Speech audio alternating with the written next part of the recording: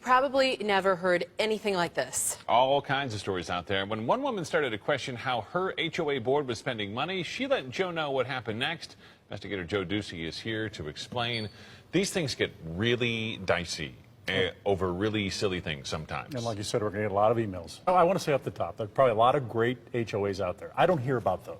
I hear about these. I hear about the HOAs giving violations to people who park in the street, or HOAs that won't allow certain paint colors. But this one is different. Watch what happens after one woman begins her own investigation into how her fees are being spent. Let the record show that we have a record. And I thought, what is going on? Are you willing to? A regular HOA meeting at Superstition Lakes condominiums in Mesa turns ugly. What are you trying to accomplish with all this harassment? Don't you destroy the community that you live in? I do too. Hey, help! Call the police! Turn that Call the police! 911! Call 911! You touched me! You touched me! I was frightened. They had kept my husband out of the meeting, and I had no idea what was going to come next. How did a calm community get to this point? Money. Kathleen and some other condo owners here thought they were being hit by meaningless violations and not told why.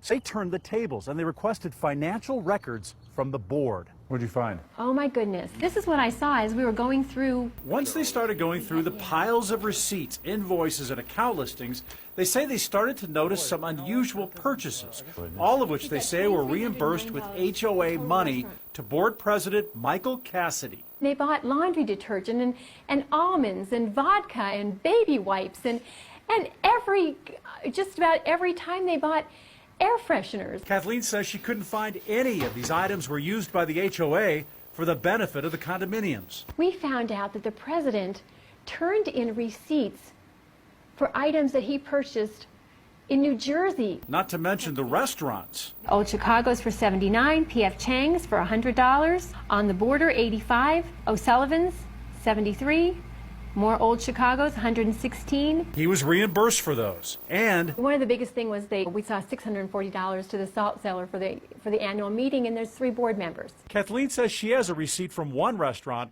showing $121 spent on alcohol. These condo owners say they didn't get notice of the meetings, and the meetings could have been held in their clubhouse. And he has turned in other receipts and been reimbursed with no proof that he actually paid those bills. Like this invoice from Park Pro. Cassidy was reimbursed $591 from HOA funds showing he paid the company for gate repairs. But the company later showed they never did the work. The receipt was just an estimate. We don't know where our money is. In all, the homeowners say they found Cassidy had been personally reimbursed by the HOA a grand total of $38,000 in just the last 2 years. After trying to vote the board out with this petition, which the board largely ignored, Kathleen testified when a fellow homeowner decided to take them to court. Good morning, we will be on the record. In court, Cassidy and his lawyer fought the allegations and explained many of the reimbursements, but continued to deny my request for an interview. Hey, Mr. Cassidy. It's Joe Ducey with ABC 15. Hi. What about all the restaurants you've been eating at and the thousands of dollars spent there? Is that a good use of HOA money? Can you tell me that? Were you using any of this for your home in New Jersey? That's what, as the records seem to indicate. He only referred me to his lawyer, who denied my request again. But Kathleen and her fellow homeowners aren't stopping now. It's a rogue board, and they're dangerous.